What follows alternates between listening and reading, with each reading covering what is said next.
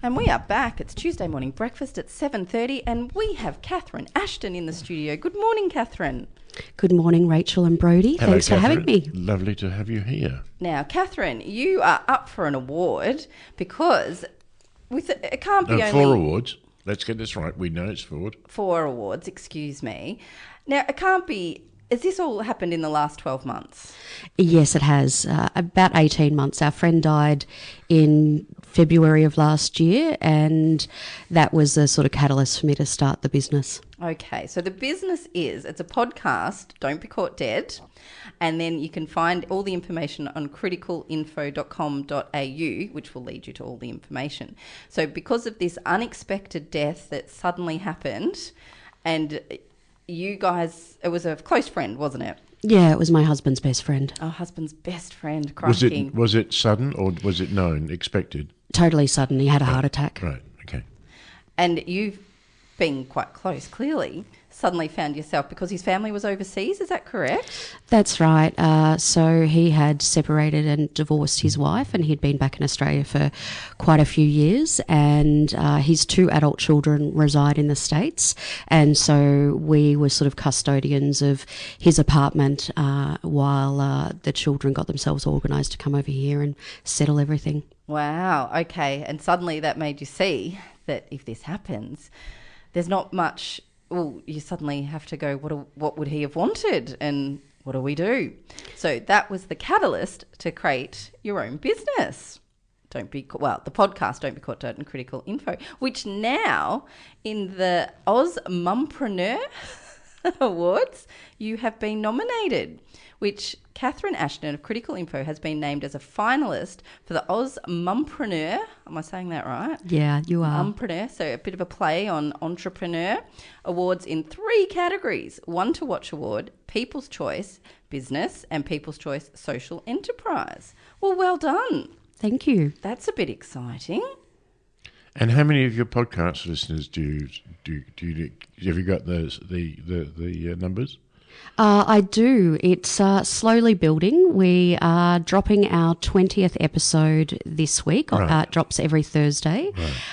And on average now, I have around about 185, 86 downloads per episode. That's so, good. yeah. That's a start. It is. Yeah, particularly as it's a difficult subject. It is. Well, actually, the weird thing about it is it's a subject that affects absolutely everybody. So it doesn't make sense that it's not listened to more. It doesn't make sense. Exactly. But and it'll that's, grow. Yeah. Look, then that's the purpose why I had the podcast is when I was telling people that I was creating a platform that people could document their end-of-life choices and share them with loved ones. I found that everyone had a personal story about someone who was close to them who had died, and sometimes those experiences are sometimes they're negative. So I was really in a beautiful position to actually say, well, I'm not the only one that needs to actually hear these stories. They should be shared, and that's what I've done. So there's really, I guess there's two sides, well, not sides, but there's 2 pathways.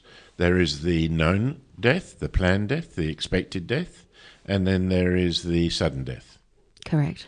And I would assume that your storytelling and your advice giving would vary for each one. So do you separate them or do you treat them jointly in an episode, or do you just say, this week I'm talking about a sudden death and next week I'm going to be talking about planned death or expected death? It depends on the guest and what their experience is. Right. So I know myself personally, I've had experiences of both sudden death within my immediate family and also friend group. Mm-hmm. And then I've also had people who are been diagnosed with a life-limiting illness. So obviously the way in which you grieve those and experience those is very diverse and very different.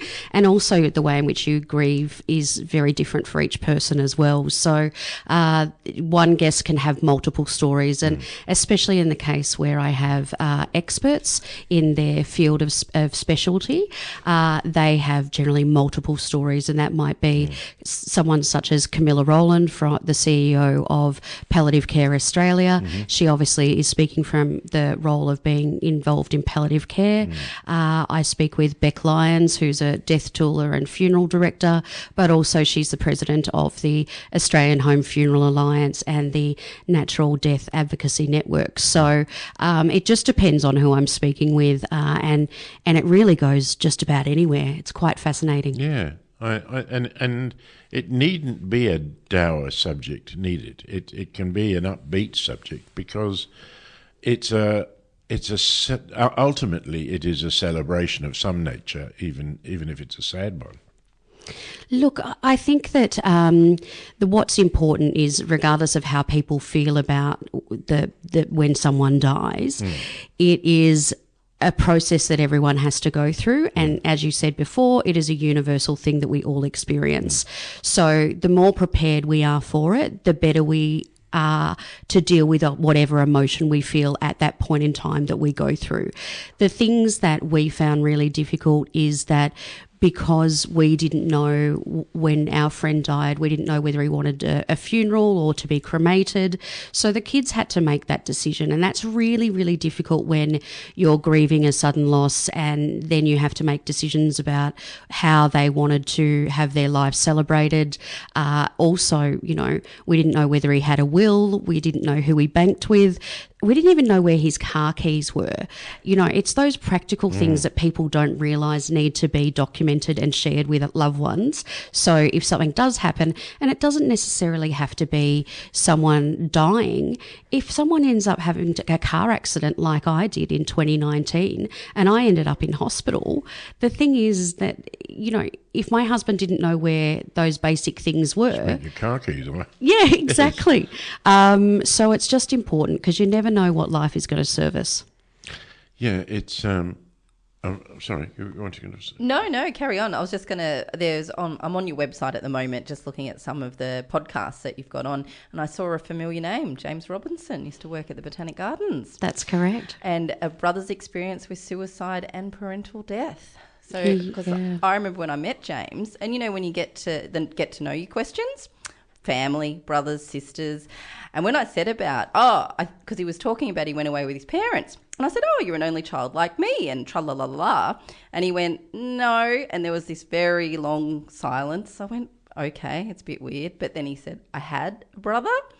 And then he had to volunteer that he died by suicide. And I thought, why would he tell me that? And I thought, because if you say your brother died, the next obvious question is going to be, what happened? Yeah, so I felt for it. And I thought it'd be really good, if you haven't already done it, handling questions like that, because it's everyday conversation, isn't it? Family members, partners. Yeah. And that's, I always ask each of the experts, and even people with the lived experience, what advice would you give to other people when, going through what you've gone through? And a lot of the time people have just said to me, just be honest and say, look, I'm feeling awkward. I don't know what to say. Instead of saying all the usual things that we hear sort of rolled out at this particular point in time when someone dies, because we really shouldn't assume how someone feels about that experience. So perhaps just ask them how they do feel. I think honesty is the best key. And so many times... We had another girl. Do you remember Vanita that used to work? Yes. I should say Catherine and I used to work together at the Royal Botanic Gardens, so we know a few people in common. Right. Vanita's beautiful girl died at the age of 11 from a brain tumour. And when I tell people that, had left the gardens but still knew her, I'd say, give her a call, say something. And the most common response was, I wouldn't know what to say. And I thought, well, the fact that you're calling her is probably... I don't think once you get on the phone, but I thought that was the most common thing I heard. I don't know what to say, or I don't want to upset the person, which I think's it's really, really common. And like I said, I think I think the best thing is to actually say something. Absolutely. And just be honest with how you're saying, how you feel, and that if that is awkward, well, let them know that you feel awkward and you don't know what to say, and ask them, what would you like me to do? Is there anything I can do? What would you like? Instead of projecting onto someone what you think that they may like, because sometimes you might be surprised what the answer is. Well, I do funeral celebrancy, and right. I don't marry people because I'm completely against that. But I completely support the idea of helping people helping the families, the married man, in their moment of grief, because you are helping with the grieving process. The thing that's interesting is, though, that you have to let them define it. I mean, I've had literally pages and pages that people want me to wade through, and I have to explain to them that there are people there that haven't brought a packed lunch, and they're going to get bored after 20 minutes, really. I hope you say it a bit nicer than yes, that. of course. But these are practical reasons. Equally, there are other people that says, I just want you to introduce the speakers, and that's the end of it. So you get this complete variable. And the other thing that does astound me is the difference in the immediate family's reaction to the death. Because if it's a car accident or something, then you would expect it to be horror and what have you, because it's sudden and immediate and dreadful. And occasionally it's not. You get this sort of feeling of, well, he was always going to kill himself in a car attitude. Then you have other people that have got a sick or a partner, and they've been ill for years and years and years, and their time is up. And the moment they die, they just collapse and say it just, as if it just happened out of the blue. So there is no rule, is there? I think that's really what it comes to. Everything is different. That is so true, Brodie. And I think that's why, given the fact that there's so many different perceptions of the one incident that one goes through, that really does highlight the importance of that one person documenting what their wishes are, because the perception of those ones who are left behind may be very, very different on what those wishes might be. So that's why it's really important. And even if you just start having the conversation, it doesn't have to be a morbid topic, as you said before. It can just be something that you actually have in the car on the way to, on a holiday. That's a great holiday starter. Well, I always liken it to the conversation that you have to have with, I remember having the teenage son conversation and about sex, and it was in the car. He can't go. It's a moving vehicle. He has to listen to me. Trapped him. Exactly. And I feel that that's a good principle, either, around in the car or around the dinner table, when can have a conversation and just say, hey, I saw something on the news the other day, about someone that had a living funeral, and that's when someone might have a life-limiting illness and they decide to actually have a funeral while they're still alive, and celebrate. Do that? Yeah. Oh, I like that. Yeah, it's great, isn't it? Well, there are people who are allowed to take the green dream that will have the party and take the dream at the party. Is that allowed here, or is that just over in Switzerland? No, it's allowed here. Yeah, right. Voluntary assisted dying has been... it's been approved. But it's passed. Yeah. Due to certain conditions. Yeah, so in Victoria, voluntary assisted dying has actually been approved and has legislated since 2017, and is currently up for review again. And interestingly enough, I actually have an interview scheduled for this Friday with the president of Dying with Dignity Victoria, Jane, and she'll be talking to us about really, what has changed during that period of time and what the focus will be when they're recommending what changes with the legislation. I hope they ease it, because I think boredom and I've had enough of life. I think when you get to a certain age...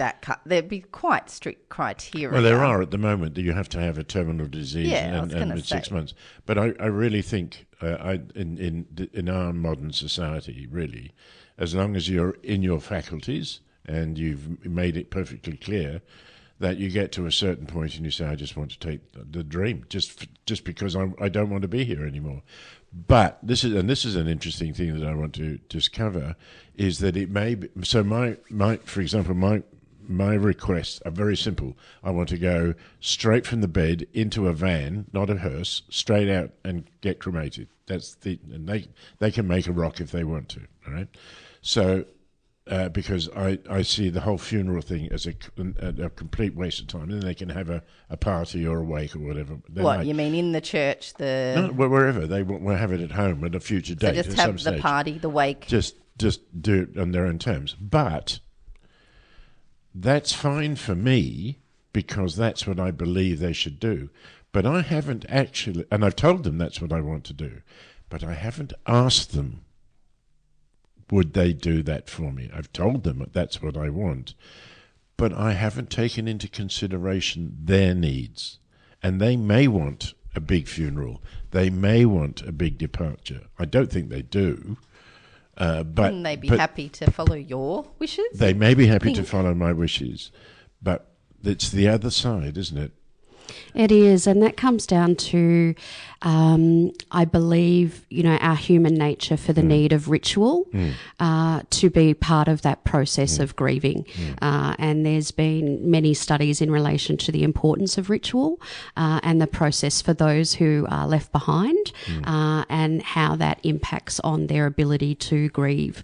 So it is an important conversation to have. And I interviewed one funeral director down in Gippsland, and he has a very similar, he's like, I just not interested in a funeral, but he realises that funerals are not for the person who's died. From his perspective, he thinks that funerals are for the people who are left. Yes, I've heard that before many a time, isn't it? Yeah. Yep, it's absolutely true. Now, we're going to play a track from Catherine's Dead List. I said, you did pub trivia too. But anyway, more of that after we play a track. Ed Sheeran's on here, the A-Team. I don't think I've heard this song. Yeah. I tried to make it as diverse as possible. All right, so we're going to have we'll have a quick traffic update, and then we're going to be with Ed Sheeran. Then we're back with Catherine Ashton. And you can look at all her podcasts on criticalinfo.com.au. It's some really interesting stuff. You put little snippets up on, I think, LinkedIn, and every one of them I get hooked in, because it's, like you said, it's something everyone's going to have to face one day, isn't it? So shared experiences are all worth it. You're on RPP. It's about 7:45.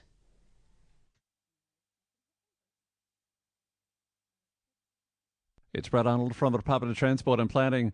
Still heavy traffic inbound on the Craigieburn bypass due to an incident at Cooper Street. Now in the left emergency lane. Delays are back before Craigieburn Road East. You could try the Hume Highway instead. Got a car that's on it through from Buller Road in Essendon North just before Woodland Street. 2 lanes are currently closed with emergency services attending. Delays are back towards the Tullamarine Freeway. If you're travelling through the area, consider using Keilor Road down towards Buller Road instead.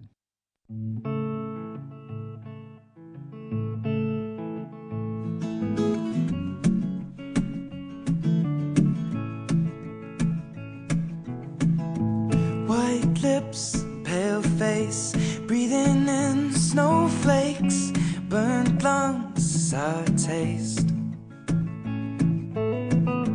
Lights gone, days end, struggling to pay rent, long nights, strange men.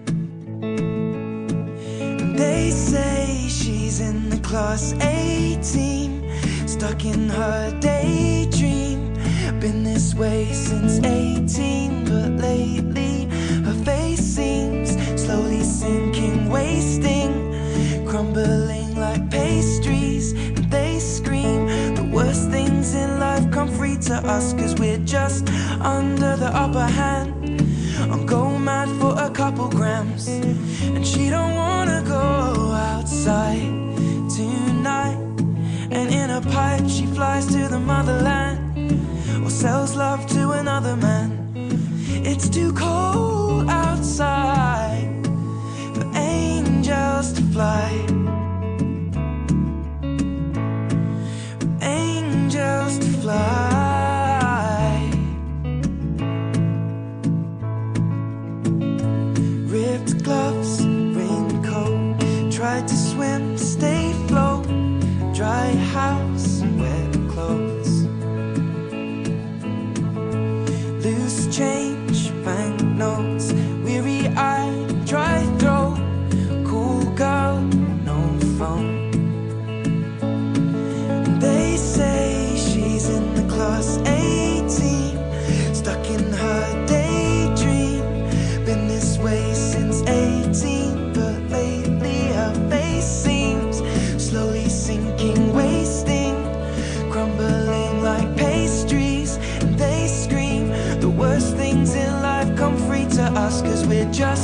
under the upper hand.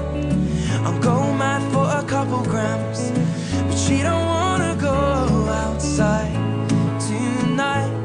And in a pipe she flies to the motherland and sells love to another man. It's too cold outside for angels to fly. An angel will die covered in white, closed eyed and hoping for a better life. This time we'll fade out tonight, straight down the line.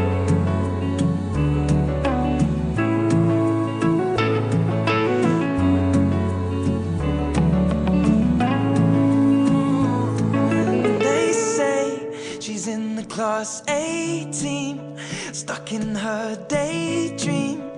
Been this way since 18, but lately her face seems slowly sinking, wasting, crumbling like pastries.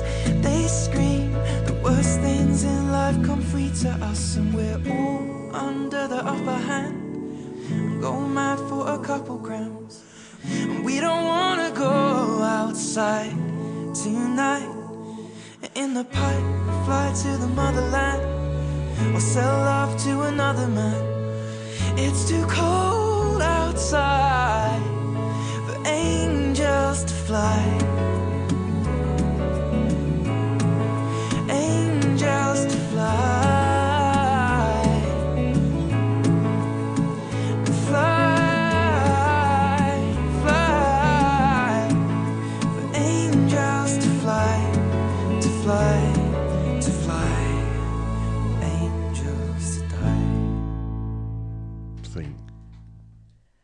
And you're back on Tuesday Morning Breakfast with Rachel and Brodie. And we are joined today by Catherine Ashton, whose new business, Critical Info. You're going to let us know a little bit more about all the resources they can find there. So that's criticalinfo.com.au, which the podcasts are really interesting. And I think once you start with one, you'll be a bit hooked and you'll probably go through the whole lot, because it is such a fascinating subject and so different and experienced in so many different ways. Sorry, Brodie, what were you asking me? Something about the supermarket. No, Ed Sheeran's Supermarket Flowers. Flowers, yeah, it's a beautiful song. Yeah. My friend played it at her mum's funeral. Yeah, gorgeous. Over to you, Catherine. So what other information can we find here? I think what I found when I was going through the process and I was developing the prototype for the web app so people can document their choices and share them with loved ones is that what I found most challenging when our friend died was, what are the choices available? And I couldn't find the information in one place. So when I launched the website in February of this year, I specifically made sure that I was putting together all of the organisations nationally that are either reputable bereavement organisations or industry associations, whereby people can find someone in their local area to support them. So they're all under our resource hub on criticalinfo.com.au. And if you go there under support, you're actually connected with organisations that will support you either in end-of-life planning, death care or bereavement. And if you find that there's an organisation not there, please email me and I'm always updating it. But at least people can find this information in the one spot, and otherwise it's just so challenging when you're grieving to find that info. Do you point out that a funeral can cost you anywhere between $1,200 and, however much you want to spend, because you end up with a mausoleum and all sorts of things? Because cost really is a factor, isn't it? It certainly is, and a topic that's very close to my heart is funeral poverty. Yeah. In May of this year, I held or hosted 2 pub quizzes at Frankston Brewhouse, and one was for the Australian Heritage Festival, so it focused on the National Trust properties because they all belong to dead people, and then one was part of Southside Festival, and the purpose of those pub quizzes were to normalise conversation around death. You'd be surprised how much death is actually embedded into popular culture when you think of movies, the playlist that we just had, and storytelling. And then we also were raising funds for two organisations that specialise in funeral poverty. So it was the Victorian Aboriginal Funeral Service that helps people connect back to community and country with their funerals, and also Sustainable Funerals Group. So they actually provide funerals at low or no cost. When we personally know 4 people who have had to crowdfund in the last four people in the last 12 months who have had to crowdfund for their funeral, or it's been paid for by friends, because the cost is quite expensive depending on what avenue you go down. Yeah, So, well, I think the cheapest is literally to go from the point of departure straight to the crematorium, and I don't think that even requires a hearse. I think that can go in a body-moving vehicle, and they use that for taking cremations up to Bendigo and places like that, because they have cremations out of town which are much cheaper. So there are ways and means by which that can be limited, but of course you don't get any of the ceremony. You don't get any of the other than seeing the person at as they're in their final sleep in the hospital or the hospice or wherever they are. That's it. That's all you're going to get. You're not going to get to see a coffin. You're not going to get to see anything unless you create that as a separate event. So it's a very interesting concept. I am very aware of the idea of funeral poverty, and it can cause a great deal of distress, particularly to an elderly person that's left, that might be on a pension, that just doesn't have the money and has old school attitudes toward the way that this event needs to be managed, and they just cannot reach into their purses to be able to get that, to get those costs covered. Yeah. So I think that's a very, very good thing to do, is to have that as a tick box. So can I go to there and get a list and say, well, you started here, and have you do this, do that, get the death certificate, whatever else it might be? Is that how it works? Yeah, so what I found when I was running focus groups last year, one of my girlfriends said, this is great that you're developing an app to document your choices, but I honestly wouldn't know what to do if a friend of mine died tomorrow. And so over the Christmas holidays, as you do, I thought this is an interesting thing. So what I did is I developed a guide that was released in April of this year, and the guide takes you through the first hours, days, weeks and months of what actually needs to happen, and it does have a very specific checklist that allows you to mark off that information, because I think what is really difficult is you don't know what you don't know.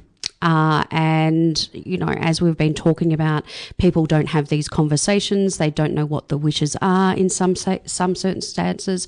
So this allows you to, okay, what do I need to do in the first 24 hours? So it also helps with the grieving process as well, because it means that you can just take a breath and don't have to worry about doing the paperwork right now. You can just actually focus on really just the body. That's in the first 24 hours. And then you move on from there. And then that's when those previous conversations or those documented wishes really, really help with the ones that are left behind to actually make those choices moving forward. And that's what's really quite important. So there is that guide there. I've tried to keep the price as low as possible, so it's $38. You can download it. And the reason why I've kept it electronic is because it's about 78 pages. I was fortunate enough to work with a lawyer, Greg Russo, who is a specialist in wills and estates law. And so we made sure it was relevant for the whole of Australia. So it's a national guide, because the joy of death in Australia is that every state is different. So much fun. So he helped me with that, and all of the links are active, so people are taken directly to the sites that they need to action different items out at whatever time they need. And we have 20 seconds before we have to go to the local news. So I just want to thank you, Catherine, for your time today.